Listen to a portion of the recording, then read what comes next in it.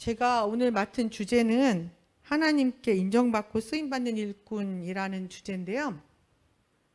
제가 지금 굉장히 공포스러워하고 있어요. 왜냐하면 제 맨 뒤에 저희 딸이랑 저희 사이가 있는데 뭐라고 얘기를 했냐면 8시 40분을 넘어가면 마이크를 꺼버리거나 아니면 불을 끄겠다고. 그래서 40분을 넘어가지 말라고. 근데 아침에 제가 이제 자료를 가져와 가지고 목사님께 이렇게 의논 드리고 말씀드렸는데, 목사님께 그 말씀을 하니까 저는 웃자고 한 말인데 목사님이 영균이한테 그 일을 잘 감당하라고 해라 이러시는 거예요. 그래서 40분을 넘어가면은 나는 마이크가 없구나. 그래가지고 이 시간을 맞춰야 된다는 공포감에 약간 좀 시달리고 있습니다. 자, 저희가 하나님께 인정받고 쓰임받는 일꾼이라는 주제는 저희가 요번에 주제를 목사님이 주신 게 아니고 목사님이 6개를 정하시고요. 그러면 뽑았는데 사실 이게 평소 때 제가 계속 궁금해하는 주제였었거든요. 왜냐하면 제가 기도를 진짜 많이 부탁드리잖아요. 뭐 이거 기도해 주세요, 저거 기도해 주세요, 많이 부탁을 드리는데 왜 나를 위해서 남들이 기도를 해줘야 되는 것인지, 그러니까는 결국은 뭐 병이 낫게 해주세요, 집이 팔리게 해주세요, 뭐 그런 것들을 기도할 때 결국은 그거는 다 내 개인적인 삶의 축복과 영달을 위한 그런 것이잖아요. 근데 그것이 거기가 목적이 되면 안 되잖아요. 그래서 저는 어떻게 하면은 하나님께 쓰임받고 하나님의 사명자가 될 수 있을까라는 그 질문이 정말 계속 있었어요. 이제 내가 나이가 60이 넘어가지고 그래가지고 있는데, 언제까지 나는 하나님의 사명자가 아니고 일꾼이 아니고 맨날 내 기도만 부탁하는 사람이 될 것인가라는 질문이 있었는데, 너무 신기하게도 그걸 제가 뽑은 거예요. 하나님께 인정받고 쓰임받는 일꾼이란 것을 뽑았는데요.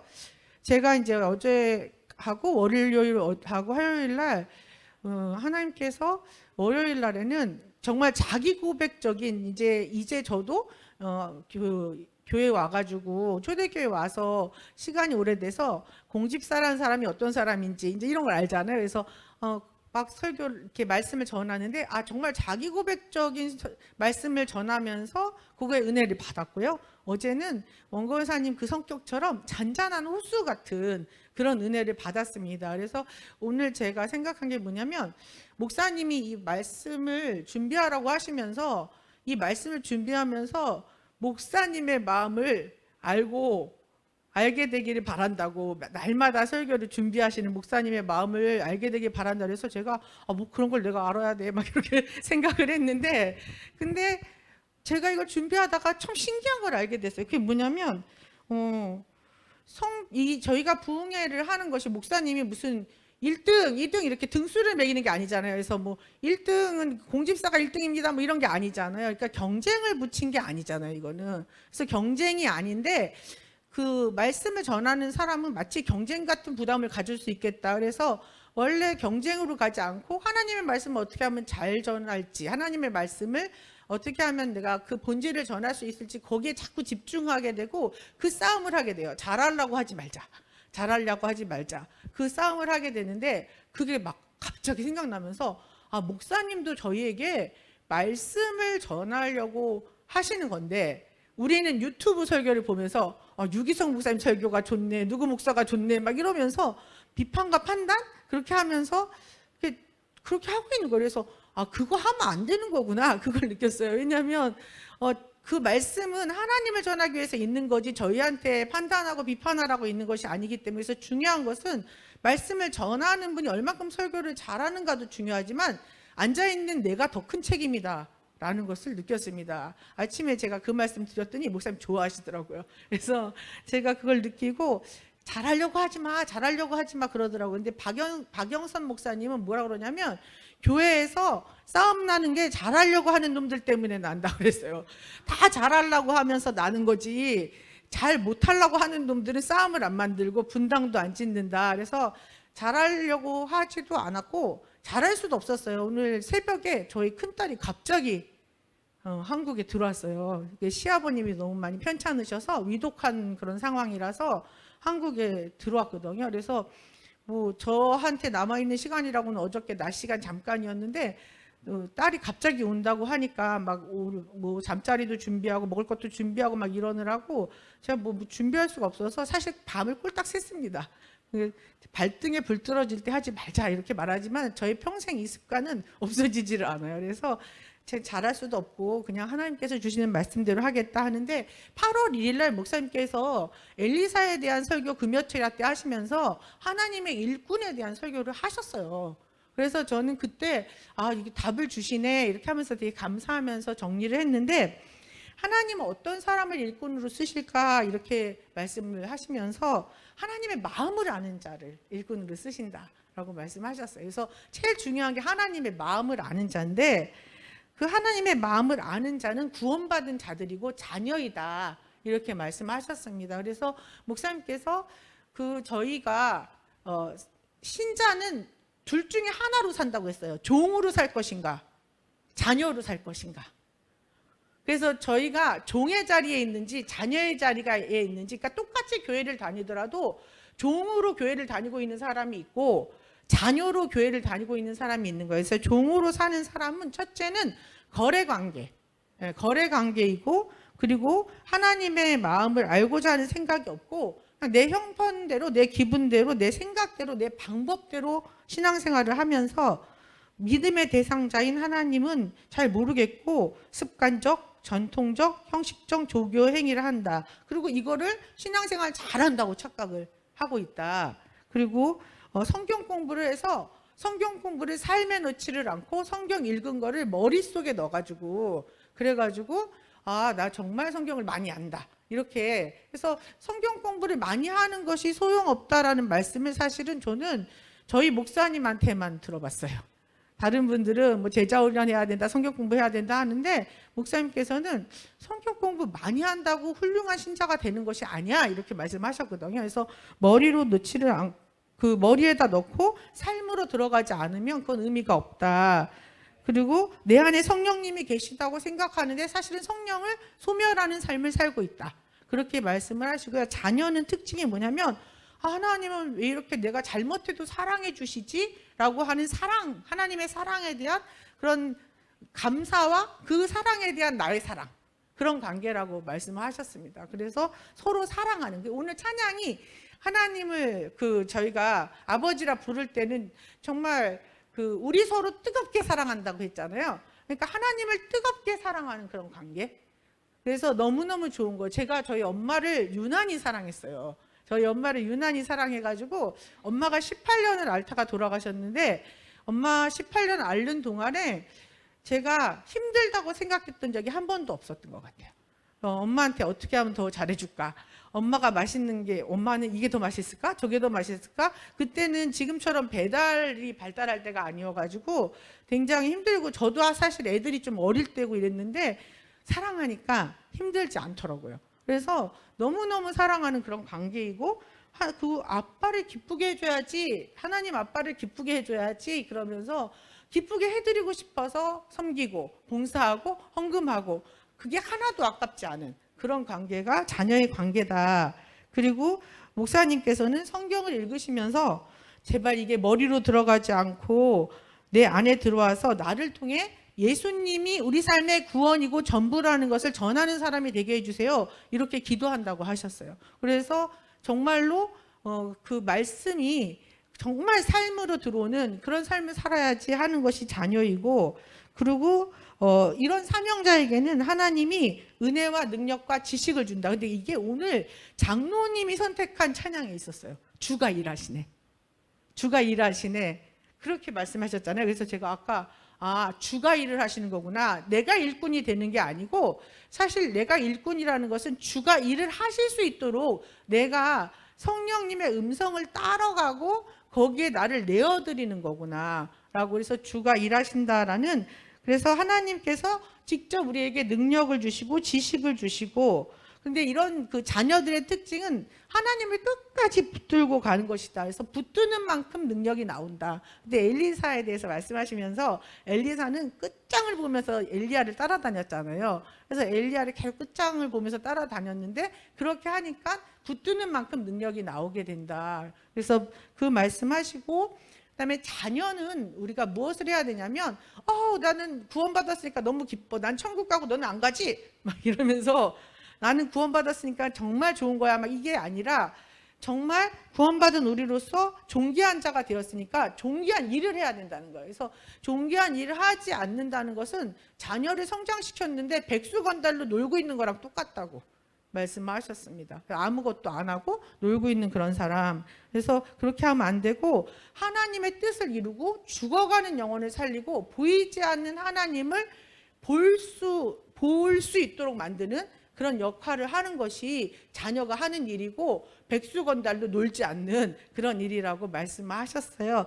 그래서 저는 하나님께 쓰임받는 사람의 가장 큰 본질이 제가 몇 가지가 있었는데 목사님께서 다 줄이라고 하시고 그냥 하나님을 뜨겁게 사랑하는 거라고 그랬어요. 하나님을 너무너무 많이 사랑하는 거. 그래서 저도 이제 엄마하고 저는 계속 같이 일을 했거든요. 엄마가 예린명학원 원장님이었고 저는 부원장으로 계속 일을 했는데 제가 엄마랑 같이 일을 하면서 하나님하고 관계에 대해서 배웠거든요. 그래서 내가 엄마하고 일을 할 때 엄마를 뜨겁게 사랑하니까 엄마를 신뢰하고 엄마를 믿고 엄마의 음성에 경청하고 엄마한테 물어보고. 그래서 하나님이 내 마음에 합한 자라고 했던 다윗이 어떻게 하나님 마음에 합하게 됐는가. 다윗은 하나님을 너무 사랑해가지고 시편을 썼어요. 너무 맨날 그 사랑하는 그런 찬양을 하고 있고, 그 다음에 하나님의 법궤가 들어올 때 너무 기뻐가지고 춤을 추다가 속옷이, 그러니까 옷이 다 벗겨지는 것도 모르고 춤을 출 정도로 하나님을 사랑했고, 그 다음에 골리앗이 하나님의 이름을 무시할 때 그것을 참을 수가 없이 하나님을 사랑했고, 그러니까 다윗은 정말로 하나님이 잘못했다고 그러면 그것을 정말 그 자리에서 그냥 척추가 휘도록 기도하면서 회개했고, 그리고 하나님께 적군이 들어오고 있는데 하나님께 물어봤어요. 하나님, 저 싸우러 나가요? 저는 깜짝 놀랐어요. 그때. 아니, 싸우러 나가야 지금 적군이 들어오는데, 근데 그러면 어느 쪽으로 가요? 막 이렇게 물어보시더라고요. 그래서 정말 뭐든지 물어보는, 너무 사랑하고 너무 따르고 너무 신뢰하고 라는 그런 그 다윗의 모습을 통해서 정말 저희가 하나님께 쓰임 받으려고 하면 가장 중요한 것은 하나님을 사랑하는 것이다. 뜨겁게 사랑하는 것이다. 제가 꽃을 입구에다 맨날 많이 해서 강복성 권사님한테도 칭찬 많이 받고 김병선 집사님도 막 좋아하시고 그러는데, 사실 꽃이 하나님에 대한 저의 사랑 표현, 저는 사실 성도님들하고는 상관이 없어요. 길거리 사람하고도 상관이 없어요. 왜냐하면 제가 꽃을 너무 좋아해가지고 봄이 되면 막 설레이는 거예요. 근데 그때 갑자기 이런 생각이 들었어요. 한번 봄이 오면 하나님께 꽃 사드리고 싶어. 정말. 근데 꽃을 주신 분이 하나님이잖아요. 근데 정말 꽃을 사드리고 싶은 거예요. 마치 연인한테 꽃을 사주는 것처럼. 근데 그것을 그냥 실천하는 것이 여기에 꽃을 사놓는 거. 그래서 하나님께 꽃을 사드리는 나의 사랑의 표현. 그러니까는 정말로 우리가 사랑하면서, 근데 거기에 덤으로 따라오는 게 우리 교인들이 기뻐하고 길거리 사람들이 기뻐하고, 아파트에도 꽃을 심어놨거든요. 근데 아파트 분이 이제 이 말씀을 하시더라고요. 저희는 요즘 꽃으로 대동단결이거든요. 그래서 한 분이 그 얘기를 하시더라고요. 아이고 아줌마, 그러니까는 내가 이 아파트에 훨씬 오래 살았는데 생각이 짧았어, 생각이. 그러면서 꽃 하나 심을 거 생각을 못했네, 이렇게 얘기를 하시더라고요. 근데 저는 하나님을 자랑하고 싶었어요. 봄이 되면 하나님이 이렇게 꽃을 피우셔. 한 번도 걸른 적이 없어. 매해 꽃을 피워. 라는 내 하나님에 대한 자랑을 하고 싶었던 거죠. 그래서 그런 그 사랑하는 자가 그걸 할 수 있는데, 목사님하고 의논하면서 목사님이 저한테 무슨 말씀하시냐면, 너네 엄마 얘기해 이러셨어요. 너 요번 말씀에서 엄마 얘기해. 엄마는 자기 유익을 구하지 않고 자기 중심적이지 않고 하나님의 음성에 순종하는 그런 사람이었고 재물의 축복이 있는 사람이었으니까 엄마에 대한 얘기를 그냥 정말 가감 없이 하라고 해서 엄마에 대해서 간증하라고 얘기했습니다. 근데 사실 저는 간증을 좀 되게 두려워해요. 왜냐하면 간증이라는 것이 잘못하면 하나님이 드러나지 않고 어떤 사람을 위인으로 만드는 그런 게 있거든요. 그래서 간증을 해도 되나 했는데, 이번에는 목사님께서 엄마 간증을 하라고 했기 때문에 제가 엄마가 드러나지 않고 하나님이 저희 엄마를 움직이신 하나님, 또 엄마가 하나님을 어떻게 사랑했는지를 전할 수 있는 시간이 되기를 바랍니다. 엄마는 성경을 유난히 많이 보는 사람이 아니었어요.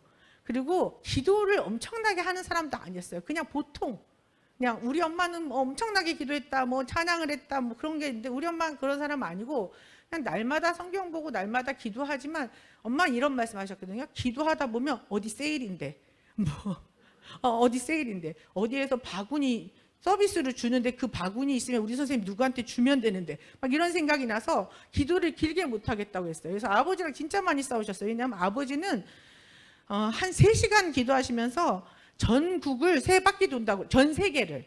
그래서 전 세계에 있는 사람에서 몇천 명의 사람들을 기도하면서 우리 엄마는 그냥 정말 아파 죽겠는데 3바퀴를 도는 거예요. 그러니까 한 번 기도하고 2번 기도하고 엄마가 하다 중간에 아까 그 사람 기도했잖아요 막 이랬어요. 그래서 그 정도로 엄마랑 아빠랑 기도에 대해서 싸웠었는데 사실상 영적인 음성을 듣는 귀가 엄마가 굉장히 좋았습니다. 그래서 경청하는 귀가 있었어요. 하나님의 마음, 그게 목사님께서 그러시더라고요. 영의 세계가 열리는 거라고. 그래서 굉장히 잘 들으셔가지고 성경 한 절을 읽더라도 삶으로 바로 실천하는 그런 모습을 보여주셨는데요. 엄마는 교회를 원래 다녔던 집이 아니고요. 유교가 지나고 난 다음에 길거리에 상위용사들이 너무 많이 있는데 삶이 뭐지? 도대체 삶이 뭐지? 저런 사람들은 왜 저렇게 아파하면서 살아있어야 되는 거지? 왜 누구는 잘 살고, 이런 그 여러 가지 갈등, 실존적인 그런 갈등을 가지고 고민하다가 아무도 답을 주지 않았는데 엄마가 최신부 공무원으로 다녔었거든요. 그래서 최신부 공무원, 그러니까 정보통신부죠, 지금으로 치면. 그래서 거기 다니는데 거기 상사분이 너무 인격적인 분이었대요. 사실 옛날에 인격적인 남자 상사 잘 없잖아요. 근데 너무 인격적인 분이라서 그냥 그분을 따라서 성공회를 갔다고 얘기를 하셨어요. 성공회를 갔는데 세례를 받으려고 그러면 세례 공부를 해야 되는데 그 세례 공부를 할 때 엄마가 너무 많이 따져가지고 뭐 이거는 왜 그래요? 이건 왜 그래요? 그러니까 그 세례 공부 가르치셨던 분이 너 그렇게 따지려면 교회 오지 말라고. 그래서 쫓겨났대요. 엄마가. 그래서 쫓겨났는데 쫓겨나고 난 다음에 생각하니까 나보다 훨씬 훌륭하고 한 사람들, 한국 사람뿐만 아니라 전 세계의 가장 훌륭한 사람들도 따지지 않고 예수 그리스도를 믿는다면 그 안에 무엇인가 있는 것이 아닌가. 그런데 내가 뭐가 잘났다고 그렇게 따지나. 그래서 따지지 말고 한번 믿어보자 라고 해서 와서 세례를 받고 따지지 않고 믿기 시작했대요. 그래서 엄마가 저한테 하는 말이 그런 말씀 많이 하셨어요. 너는 그렇게 잘 따지면서 하나님한테는 안 따지니? 저는 안 따지거든요. 그래서 뭐 하나님이 사람, 구약에 보면 무서운 장면 많잖아요. 뭐 다 진멸하라, 전쟁에 들어가서. 그러면 엄마는 그게 되게 잔인하다고 생각이 됐다는 거예요. 근데 저는 안 따져지는 거예요. 하나님이 진멸해야 될 이유가 있으니까 진멸하라고 하셨겠지. 너 참 이상하다. 나한테는 그렇게 따지면서 하나님한테는 안 따지니? 안 따져. 나는 그렇게 하나님이 이유가 있으니까 했겠지. 근데 엄마는 그게 진짜 힘들었다고 했어요. 그래서 믿음 생활을 시작을 했는데 엄마가 생활하면서 이제 그냥 생각나는 대로 제가 쭉 적어봤거든요. 근데 엄마는 악은 가르치지 않아도 전파되는 전염성이 있는데 그냥 사람이 저절로 악을 저지르는데 선은 정말 사람들이 가르쳐도 잘 행하지 않기 때문에 믿는 자는 선을 도모하는 일을 많이 해야 된다고 했어요. 그래서 저희가 학생들이 많이 있잖아요. 엄마가 진짜 했던 일이 뭐냐면은 물품을 모으는 거예요. 그래서 아마 아이고 오늘도 아까 사모님이 어제도 제가 에클레시아 박스 5박스 싸느라고 택배 딸이 온다 그러니까 그 방에 그냥 물건이 가득 있어가지고 그거 싸느라고 1시간 넘게 막 쩔쩔 맸는데 사모님이 아이고 또 그 에클레시아 뭐 물건 이러는데 제가 그걸 하게 된 게 엄마 때문이에요. 엄마가 그래서 저희 학생들한테 자꾸 뭐 수회 때 옷을 가져오세요. 그래가지고 옛날에 수재민 진짜 많이 났었잖아요. 막 망우동 막 이런데. 그러면 옷을 가져오라고 했는데 옷을 가져와서 그냥 보내지 않았고요. 그거를 학생들이랑 다 같이 다렸어요. 거기서. 다려가지고 그래서 그 봉투를 사가지고 그 봉투에다 저는 이제 어렸을 때죠. 봉투에다가 새 옷처럼 접어가지고 편지를 썼는데 지금은 당신들이 어려움을 당해서 도움을 받지만 결국은 나중에 도움을 주는 사람이 될 것이니까 너무 도움받는다는 거에 대해서 마음 상해하시지 말라고 이런 편지를 써가지고 수백 대를 이제 모아가지고 그걸 보내기도 하고요. 또 그 소록도에 저희가 봉사를 계속 이제 학원에서 다녔었는데 봉사를 가면서 거기에 소록도에 나균이 눈을 이렇게 멀게 한 사람들 많이 있잖아요. 근데 그분들 중에서 그 하모니카 합주단이라고 있었습니다. 근데 엄마가 이제 그때 예림명학원에서 그러면은 그분들이 좀 초청하자, 서울 구경을 시켜드리자. 그래서 서울에 초청을 했는데 그때 제가 지금도 잊어버릴 수 없는 게 그분들을 위해서 식사를 준비했는데 음료 컵에다가 빨대를 꽂았거든요. 근데 거기에 종을 달았어요. 그분들이 안 보이니까 그거를 먹을 수 있으려면 매번 그거 할 수가 없잖아요. 그래서 빨대에다 종을 달아서 딸랑딸랑하는 소리로 그분들이 먹을 수 있도록 종을 달았거든요. 그래서 저는 그때 이후로 저도 이제 마다가스카르 선교사님께서 신발을 모아달라고 하셨었는데 그때 저희 학생들이 샵을 하잖아요. 그러면 신발 모아달라고 하면 한 샵에서 20개, 30개 막 이렇게 보내가지고 오거든요. 그러면 그게 이제 지구를 배로 가니까 그 적도를 지나가면서 막 곰팡이가 쓸고 그런데요. 그래가지고 비닐을 사다가 송곳으로 뚫었어요.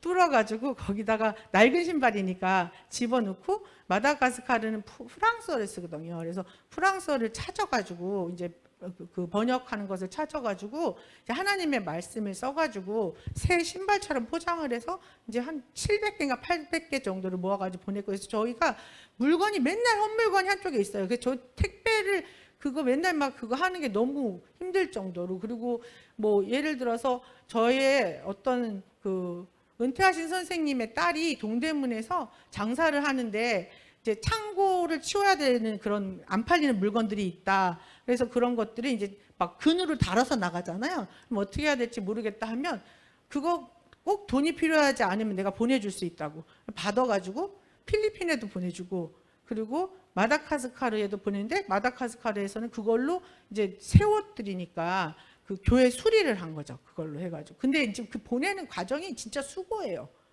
헌옷을 보내는 과정이 진짜 한쪽에 모으고 뭐 하고 해가 그 뒷제닥거리가 엄청나게 많은데 엄마는 선을 도모하는 일을 해야 된다 해서 제가 이걸 준비하다가 제가 에클레시아에 또 물어봤어요. 거기가 이제 그 고아원 나온 보호 종료 아이들도 돌보고 은퇴 선교사님들도 돌보고 미자립교회도 돌보고 또 시골에서 이제 그 조선 가정들 있잖아요. 할머니 밑에서 있는 그다음에 시골에 있는 독거노인들도 돌보고 그래서 아주 규모가 크거든요. 그래서 물어보니까 요즘은 은퇴 선교사님들이 너무 많이 들어와가지고 아무것도 없잖아요. 그래서 물건이 많이 필요하다고 그러더라고요. 근데 저는 이번에는 피부협회 임원들을 가르쳤잖아요. 피부협회 임원들은 샵을 다 하고 있잖아요. 그리고 좋은 물건이 많아요. 그분들은.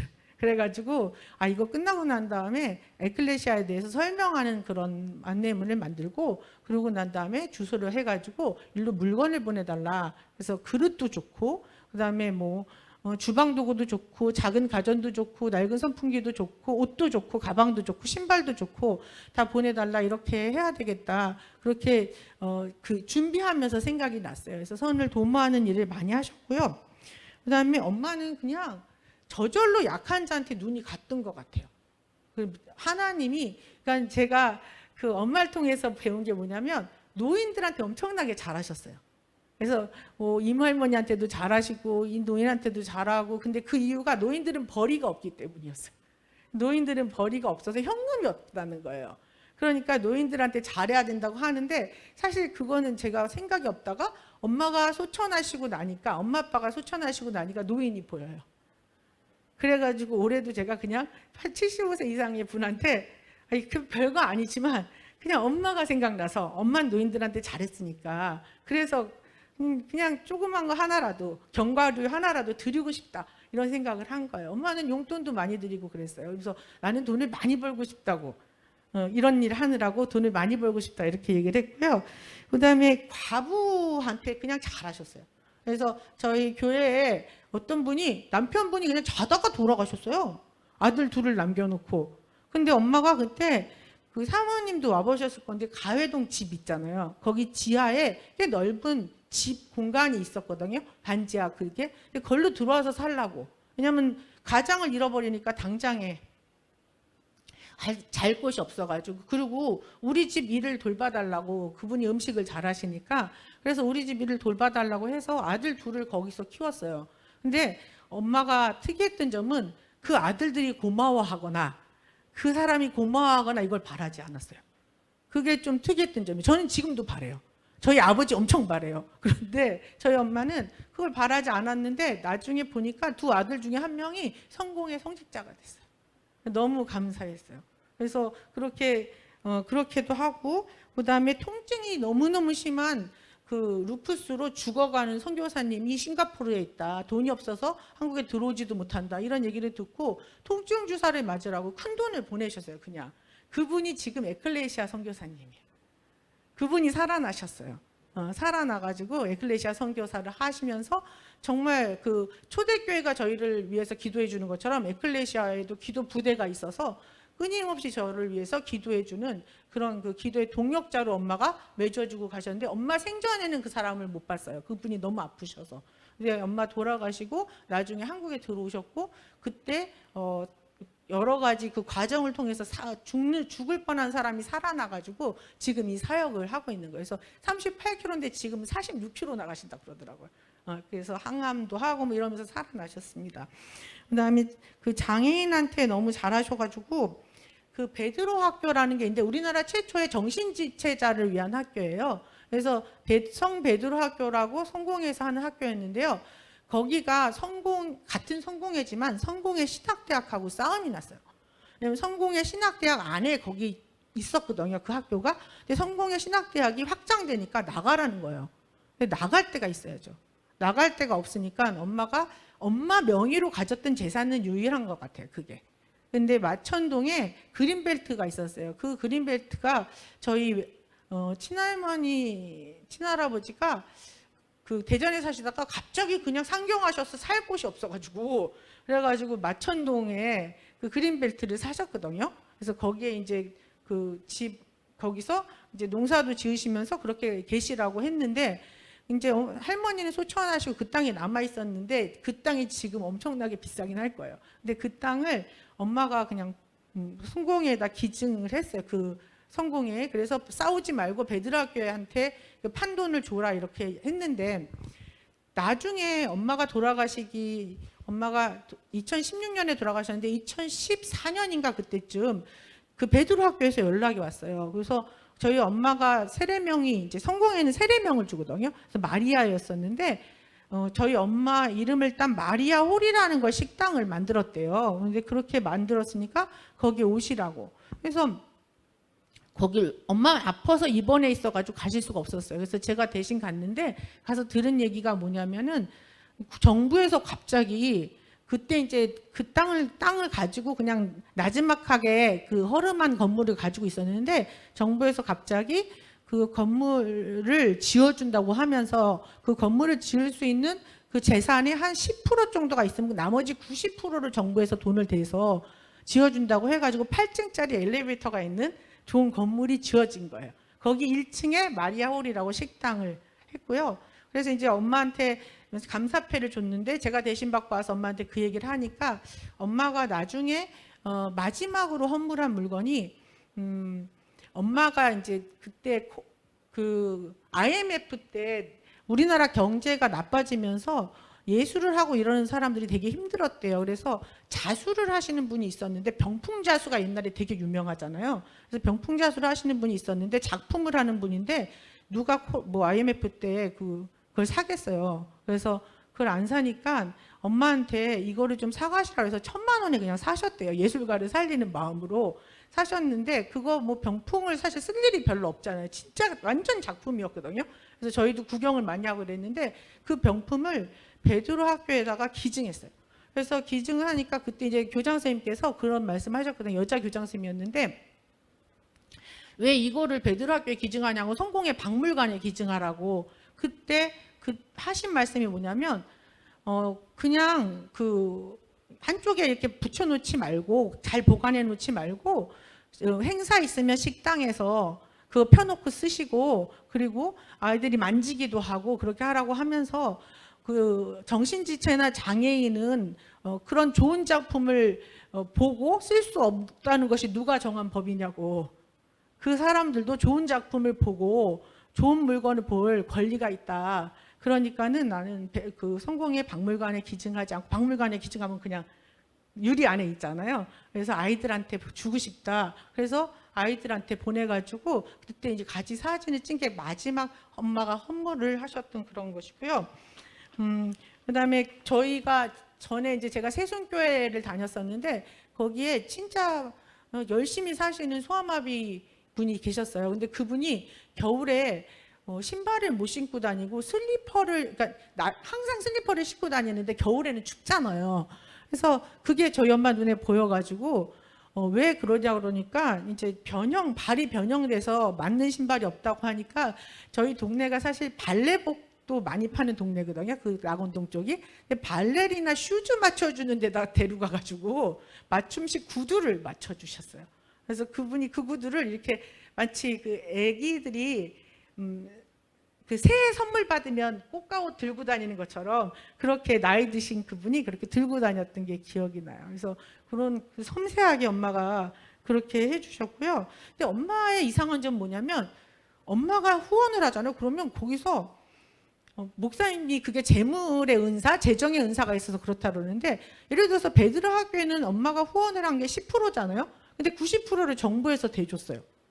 희한하잖아요. 근데 그러니까 엄마가 다 건물을 지은 게 아니잖아요. 조금만 낸 거잖아요. 근데 성북동에 나눔의 집이라고 빈민을 위한 집이 있었는데, 빈민 사역을 하는 곳이 있었어요. 성공해서 하는. 근데 거기서 전셋값이 없다 그러니까 엄마가 그걸 대줘야지 이렇게 생각을 하면서 내가 될 수 있으니까 하면서 대줬는데, 거기도 엄마 돌아가시고 난 다음에, 아버지도 돌아가시고 난 다음에, 아버지 돌아가셨던 해에 감사패를 받으러 오라고. 그래서 네, 뭐예요? 그러니까 전셋값을 그때 대줬는데, 거기가 무슨 재개발이 되면서 보상을 받는데 전셋값 하는 사람들도 보상을 해줬대요. 그래서 보상을 받고, 그래서 받아가지고 이사 갔는데 거기가 또 재개발이 되면서 보상을 받아가지고 건물을 갖게 됐대요. 집을. 그래서 잘하고 있다라고 해가지고 아버지는 소천하셨다 이제 그렇게 얘기를 했는데, 그렇게 엄마는 만약에 100만 원을 드렸다 그러면 그게 1000만 원, 2천만 원, 뭐 1억 이런 효과가 나는 그런 그게 재물의 은사다. 그거를 제가 신기하게 체험을 했고요. 저희가 하나님의 청지기가 되면 엄마가 말씀하시기를 그 비서라는 거예요. 하나님의 지금 비서 일을 하고 계신 분이 진주 집사님이잖아요. 근데 엄마가 하시는 말이, 그러면 청지기는 잘 살게 돼 있다는 거예요. 왜냐하면 비서한테 하는 일이, 이거 내가 요번에 소고기를 샀어. 그런데 추석 명절에 소고기를 샀는데 이 집, 이 집, 이 집을 나눠줘라고 할 때 비서 거를 빼고 나눠주라고 하진 않는다는 거예요. 그러면서 이진주도 이거 다른 사람한테 한 개씩 주는데 너는 2개 가져가고 이렇게 되기 때문에 청지기 비서는 잘 살 수밖에 없다는 거예요. 그래서 하나님의 그 돈을 나눠서 쓰게 하는 그런 그 통로가 돼야 된다. 청지기로. 그런 말씀을 하시면서, 그 10,000원짜리 한 장도 남용이 있고 1,000만 원짜리도 활용이라는 게 있다. 그래서 돈을 규모 있게 잘 쓰는 것을 배우고 가르치는 것이 너무 중요하다. 그리고 엄마는 하나님은 땅을 경작해서 거기서 소출을 내라고 했기 때문에 저희가 빌딩도 있고 뭐 땅도 있고 많이 있었지만 그런 것들이 단 한 번도 엄마가 그 생업을 위해서 산 것이고 살기 위해서 집으로 산 것이지 투기한 적이 없다는 거예요. 그거는 하나님의 말씀을 어기는 일이라. 그래서 투기는 그 땀을 흘리지 않고 하려는 것이기 때문에 하나님의 말씀을 어기는 것이고, 내가 생업을 위해서 하는 것은 농사를 짓는 거랑 같기 때문에 그렇게 부동산도 소유를 해야 된다. 이렇게 저희한테 가르치셨습니다.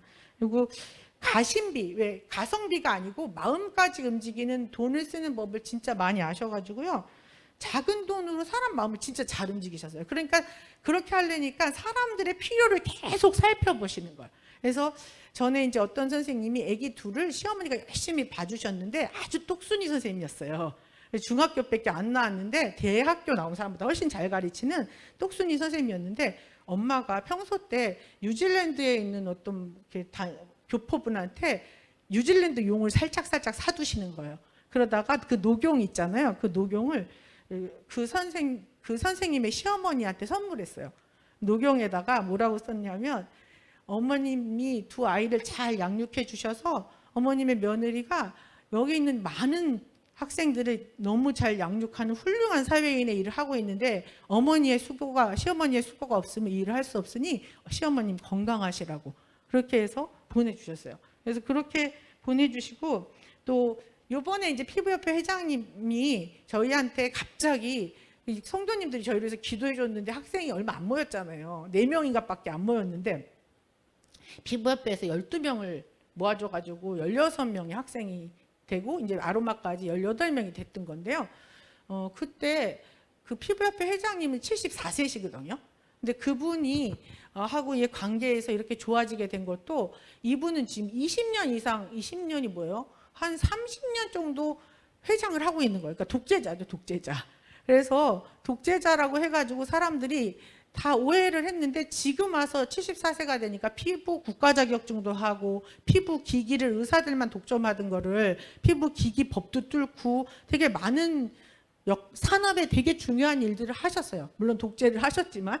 근데 엄마가 이제 이분이 독재자라고 하면서 오해를 받고 있을 때, 이분 아들이 결혼을 하는데 이제 협회에다가 아들 결혼할 때 회장님한테 이제 같은 산업이니까 잘 보여야 되는 게 있죠. 관계가 있으니까. 그래서 피부협회 회장님한테 뭐 다들 이제 뇌물 쓰는 마음처럼 그 추기를 한 거예요. 근데 그렇게 하려고 그러면 200~300은 해야 되는데 저희 엄마는 50만 원 하셨어요. 50만 원 하셨는데 그 인사동 가서 너무 예쁜 한지를 사다가 흰 장문의 편지를 쓰셨어요. 당신이 하는 일들에 대한 그 귀함과 가치. 그래서 그러면서 이제 그걸 하셨는데 그 편지를 품에 가지고 계시대요. 지금도. 그래서 그분이 예림이라고 그러면 그냥 믿고 해주는 거예요. 사실 제가 요번에 학생들이 그렇게 보내주면 한 5%라도 거기다가 왜 기부금을 해야 되나 막 이런 생각을 했는데, 기부금을 안 하고 견과류를 보낸 거예요. 그냥.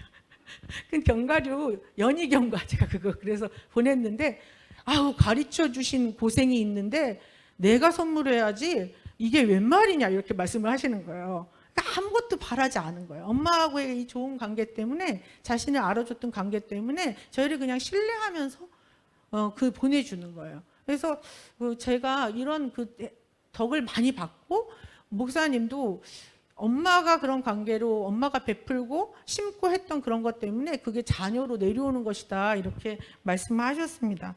그리고 제가 하나 샘플로 보여드리려고 가져온 게 있는데요. 저희 졸업생 중에 졸업하면서 보통 이제 유학까지 가지 않는, 요즘은 가요. 근데 옛날에는 유학을 안 가는데 졸업하면서 유학 가가지고 독일이랑 영국에서 공부하고 영어도 잘하고 아주 멋진 사람이 있었어요. 근데 체격도 좀 크고요. 멋져요. 기능올림픽 전국대회에서 1등 금상 수상하고 마사지도 되게 잘하고 협회 부회장도 하고 막 이랬는데 약간 남성적으로 하고 다니는 거예요. 엄마가 이제 호박 목걸이가 되게 굵은 것이 있었는데 그 호박 목걸이를 엄마가 그 알을 풀렀어요. 알을 풀어서 뿌러지를 만들겠다고. 그래서 뿌러지를 6개인가를 만들어서 저도 하나 주셨어요.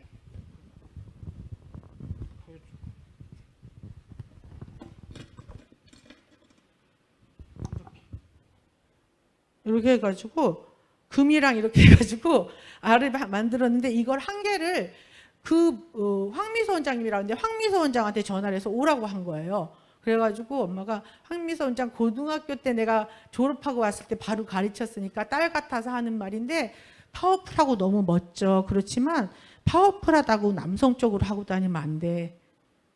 여성적으로 하고 다니길 바래. 그래서 이거 장신구 주는 거야. 싱글이었거든요. 결혼 안 하고. 또 그리고 엄마 아빠가 일찍 돌아가셔서 내가 엄마 같아서 그래. 그러면서 한 10년 이런 만에 이렇게 만나가지고 주셨는데, 그런데 그분이 나중에 우리나라의 피부 기능올림픽 생기면서 자기한테 산업인력관리공단에서 의뢰를 했대요. 의뢰를 했는데 그때 어느 기관이 가르치면 좋겠냐라고 했을 때 저희를 그냥 추천한 거예요. 그래서 사람들은 뭐라고 생각하냐면, 저희는 원래는 이런 모든 것들이 로비를 해야 돼요. 술을 마시면서. 술을 마시면서 로비를 해야 되니까 저희는 도대체 예림 교회 집 이것밖에 왔다 갔다 하는 게 뻔하거든요. 근데 도대체 기능올림픽이 피부 분야가 새로 생긴다는 걸 어떻게 알게 됐냐. 도대체 저거는 어떻게 가져가는 거냐. 기능올림픽으로 저희가 한 100명 넘는 학생들을 가르쳤거든요. 그래서 굉장히 중요한 한때 그런 거가 됐었는데, 근데 저희는 이게 엄마가 글을 사랑하면서, 사랑이잖아요. 글을 사랑하면서 줬던 그것이 저희한테 복이 돼가지고, 그래가지고 와서 저희는 로비를 한 적이 없어요. 술을 마신 적도 없고. 그런데 그렇게 해서 오게 됐고, 그 다음에 엄마가 큰 헌금에 대한, 헌금을 가르쳐 주실 때 하나님이 돈을 좋아하신다고. 진짜. 그래서 큰 문제가 있으면 큰 헌금을 해보라고. 그래서 반드시 일이 해결된다고. 제가 목사님한테 여쭤봤어요. 목사님, 엄마는 그러셨어요. 그러니까 하나님이 돈을 좋아하신다고 하는 것에 대해서 목사님이 풀어주셨어요. 그게 뭐냐면, 하나님은 헌금을 하게 되면 죄를 없애고, 내 안에 있는. 그 다음에 하나님에 대한 믿음을 표현하고 심는 것이기 때문에 문제를 통과하는 게 맞대요. 그게 엄마가 봤던 게. 근데 엄마는 뭐라 그랬냐면, 고3짜리 애가 가출한 경우가 있었거든요. 근데 거기는 진짜 초신자였어요. 근데 거기한테 뭐라 그랬냐면, 내가 목사가 아니니까 하는 얘기야. 목사가 하면 교회한테 헌금 바치라고 한다고 오해할 것 같은데, 하나님한테 헌금을 해봐. 크게. 반드시 애가 돌아와. 그랬는데 진짜로 걔가, 그분이 그 당시에 초신자인데 200만 원 헌금을 했거든요. 200만 원 헌금을 했고, 자기 교회도 아니고 다른 데다 했어요. 그런데 걔가 나중에 돌아왔고, 그리고 이제 학교는 별로 잘 못 갔는데 그 학교 앞에 있는 당구장에서 당구를 치다가 당구 선수로 발탁돼가지고 크게 됐어요. 그래서 회복의 역사가 있었어요. 그래서 제가 진짜 그게 그렇게 되는구나. 그래서 엄마를 통해서 제가 헌금을 크게 하는 것이 중요하다라는 그런 것들을 배웠습니다.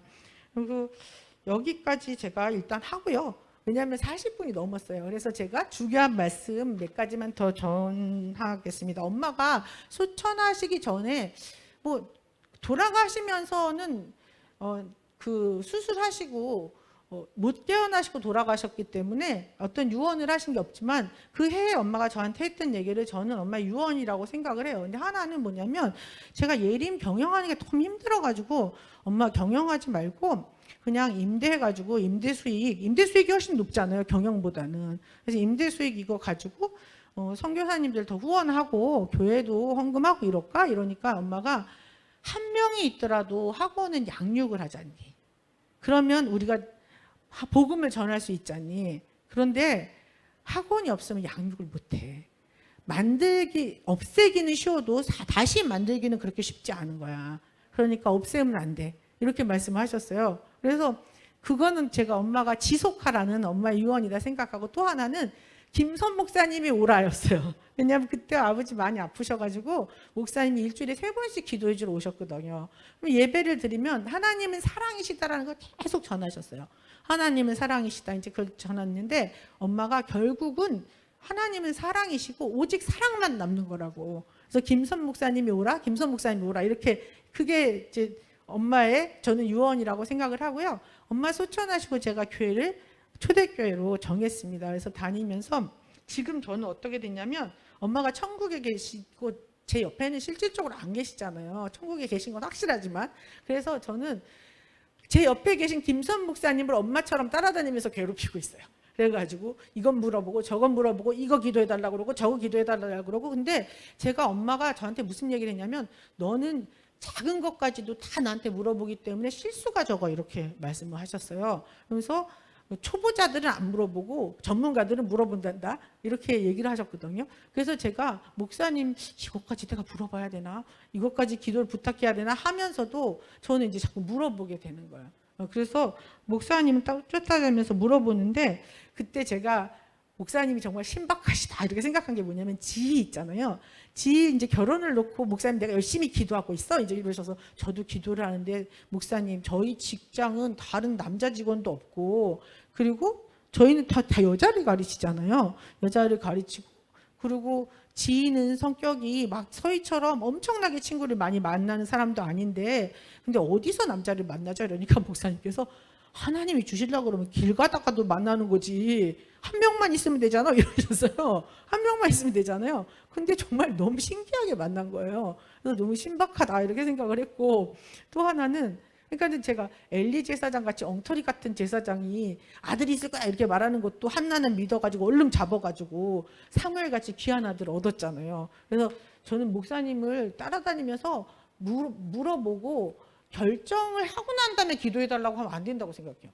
결정을 하기 전에 따라다니면서 물어봐야 되고요. 제가 자꾸 이렇게 따라다니면서 물어보니까 어떤 일이 발생했냐면 제가 9월 1일까지 그 상속세 10번에 나눠내는 거 내야 되거든요. 근데 작년까지 집한 돈이 남아있었는데 지금은 돈이 얼마 안 남아있어요. 없어요. 그래가지고 어떻게 해야 될지 모르겠어요. 근데 제가 이제 너무 감사했던 게 원래 8월 18일까지 내는 거였는데 9월 1일까지로 나온 거예요. 그래서 그 안에 무슨 일이 뭐 해결되겠지 이러고 아무리 걱정을 하려도 걱정이 안 되는 거예요.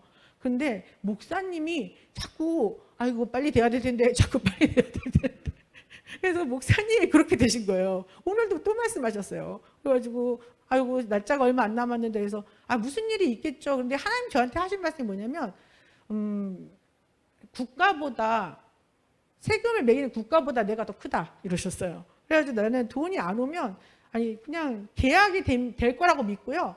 그 다음에 계약이 안 되면 저는 그냥 세무사장 국세청에 찾아갈 생각이에요.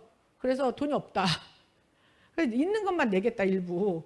집 팔린다 반드시. 그럼 한꺼번에 다 내겠다. 그렇게 할 생각이거든요.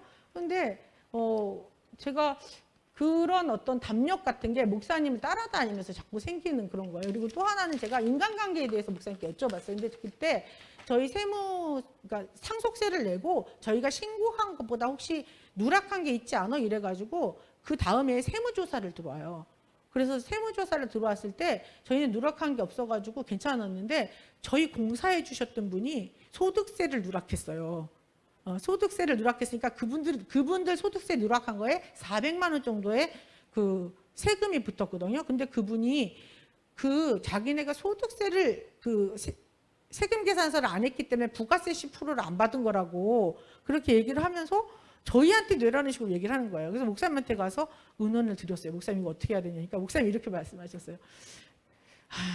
저는 진짜 그냥 목사님한테 여쭤볼 때 돈을 주라 그러면 주지만 정말 그렇게 말씀 안 하셨으면 좋겠다 막 이렇게 생각을 했는데 이 사람하고의 인간관계가 중요하면 돈을 네가 주고 인간관계가 중요하지 않고 돈이 더 중요하면 돈을 주지 말렴. 그래가지고 결국은 돈을 주라는 얘기잖아요. 그래서 제가 400만 원을 줬어요. 근데 줬는데 어떻게 줬냐면 아이씨 먹고 떨어져라 이러면서 줬어요. 진짜. 근데 그분이 돈을 보냈다니까 너무 놀래면서 안 받겠다고 그렇게 얘기를 하더라고요. 그래서 반만 받겠다고 그렇게 얘기를 해서 사실 다 받지는 않았어요. 나중에 조금 돌려줬어요. 근데 제가 먹고 떨어져라 하면서 보낸 걸 그분이 안 것 같아요. 이게 참 영적으로 신기해가지고 그래서 다는 받지 않겠다. 진짜 막 목사님 왜 돈 주려는 거야 막 이런 생각을 했어요. 근데 엄마도 그 얘기를 하셨거든요. 항상 뭐 프로그램 같은 거 저희 학원에서 프로그램 가르칠 때 예를 들어서 펌안에 안 가르친다고 했는데 자꾸 가르친다고 했다고 우기는 이 크리스찬들이 더 그래요. 여기가 기독교 학원이라서 좋다 뭐 막 그렇게 얘기를 하다가 갑자기 안 가르쳐주고 그거 따로 배우려고 그러면 50만 원 더 내야 되는데 가르쳐준다고 말했다고 그러면서 막 그렇게 얘기를 하거든요. 그러면은 그 엄마가 뭐라 그러냐면 그냥 해줘. 해달라는 사람 해줘. 그렇게 하면서 그 다음부터 상담을 잘 받으면 돼라고 우리가 달라는 사람은 줘야 돼. 그래서 그냥 손해를 봐야 돼. 그렇게 얘기를 했거든요. 살면서 손해도 보는 거다 사업을 하면서. 근데 목사님도 그렇게 말씀하신 거예요. 인간관계가 중요하면 그렇게 주고 400을 주라는 거예요. 400이 얼마나 커요? 있는 것도 아닌데. 그리고 안 그러면 그냥 사람이 중요하면 돈이 중요하면은 주지 말라고. 돈 줘라 그냥 이렇게 말씀하시는 것보다 더 진짜 화가 났어요. 제가 그때. 그래서 어쨌든 목사님을 따라다니면서 제가 이런 말씀 정말 많이 듣고 그 목사님이 이제 나이가 들어가시니까 너무 걱정이 되는 거예요. 그래서 목사님 나이 들어가시는데 어떡하지? 막 건강하셔야 되는데 근데 요즘 나이 혁명이라는 것이 AI 그거보다 더 중요하다라고 하면서 지금 90대가 6만 몇 명이에요. 우리나라에. 그래서 그 영국 같은 경우에는 그 청년, 장년, 노년 이렇게 나누질 않고요. 1세대, 2세대, 3세대, 4세대 이렇게 나눈대요. 1세대 20살부터 40살, 2세대 41살부터 60살, 3세대 61살부터 80살. 황금기래요, 그때가. 그다음에 4세대 81살부터 100살이 넘는 분들까지 이렇게 나눈대요. 그래서 우리가 나이를 옛날처럼 생각하면 바보고 그 나이를 자기 나이에서 20살을 뺀 것이 옛날 그 나이다 이렇게 얘기를 하셨거든요. 근데 목사님께서 이 얘기를 꼭 하라고 말씀하셨어요. 이 얘기 하니까 그래 나이에 대해서 얘기를 하라면서 나이에 대해서 그림을 그리지 말아라 이러면서 나이에 대해서 자유로운 사람 중에서 성경의 인물이 갈렙이라는 사람이 있다는 거예요. 갈렙이라는 사람이 있는데 이 갈렙이 뭐라고 얘기했냐면 오늘날 내가 85세로 돼 모세가 나를 보내던 날과 같이 오늘날 오히려 강건하니 나의 힘이 그때나 이제나 일반이라 싸움에나 출입에 감당할 수 있사온즉 이 산지를 내게 주소서 내가 필경 여호와의 말씀대로 그들을 쫓아내리이다. 갈렙은 85세에 아낙 사람이 있는 산지로 전쟁을 하러 갔다. 이렇게 하시면서 갈렙의 강함은 육이 강한 것이 아니라 하나님과 함께한 강함이고 힘센 것이 아니라 영적 강함이다. 나이를 먹어가면서 사람들이 그냥 그 나이를 자기가 먹어간대요. 안 먹어도 되는데. 그리고 나이에 집중을 한대요. 근데 목사님께서 그렇게 하지 말고 영의 사람은 나이와 상관이 없고 육은 약해져도 영은 충만해진다. 그러면서 점점 하나님하고 관계가 깊어지면서 그 1년이 10년과 같은 효과를 낸다 이렇게 말씀하셨습니다. 그래서 저는 살아있는 사람 중에서 가장 저속노화의 대표적인 그 모범으로 그 많은 우리나라의 그 과학자들이 얘기하는 사람이 김영석 교수님 106세 아직도 강의를 2시간을 서서 하시거든요. 근데 아주 대표적으로 훌륭한 분이라고 얘기를 하시는데 그분이 독실한 크리스찬입니다. 술 한 모금 마시지 않았던 독실한 크리스찬인데 그분이 크리스찬이라서 너무 감사하고 저희가 새 것을 도전하고 배우고 노인에 대한 고정관념에서 벗어나서 미래를 지향하고 맨날 옛날 얘기하지 말고 그리고 그 정말 하나님을 위해서 황금처럼 쓸 수 있는 기간이다 이렇게 하시길 바라고요. 제가 오늘 실기 키트를 준비했습니다. 하나님의 일꾼이 되기 위해서. 키트가 뭐냐면 제가 이거 작년 몇 년 전에 제가 그렸던 그림을 카드로 뽑아서 그때 놨었고 이제 복음 전하기 위해서 그때 했었는데 아직도 남아 있는 게 있어서요. 제가 그거를 이렇게 봉투에다 해가지고 그 예은이하고 희정이한테 이거 좀 나눠주라고 했는데 저는 이걸 어떻게 만들었냐면 여기다가 사탕 넣기도 하고 여기다가 이렇게 그 견과류를 넣기도 하고 여기다가 코스모스 씨앗을 넣기도 하고 그리고 여기다가 선크림과 영양크림을 넣기도 했어요. 그래서 한 개씩 나눠드릴 테니까 여러분들이 이거를 받아가지고 가셔가지고요. 그래서 이거 주변에 나 이거 꼭 이런 거 사탕이나 과자나 뭐 이런 거 넣어가지고 누구 주고 싶은 사람이 있다면 말씀이 써 있는 카드니까 이렇게 해서 나눠주고 목사님이 이런 거 되게 좋은 아이디어라고 저희 권사님들 전도용품 만드는 거 같이 많이 해보라고 그래서 전도용품을 만들어서 늘 가져다니면서 이 사람 이걸 줄 사람이 없는가 이렇게 생각하면서 다니면 그러면 좋겠다 말씀하셨거든요. 그래서 이거를 실기 물건으로 그렇게 합니다. 그래서 저희가 오늘 제가 말씀 전하는 것은 이렇게 실기로 마무리를 짓도록 하겠습니다.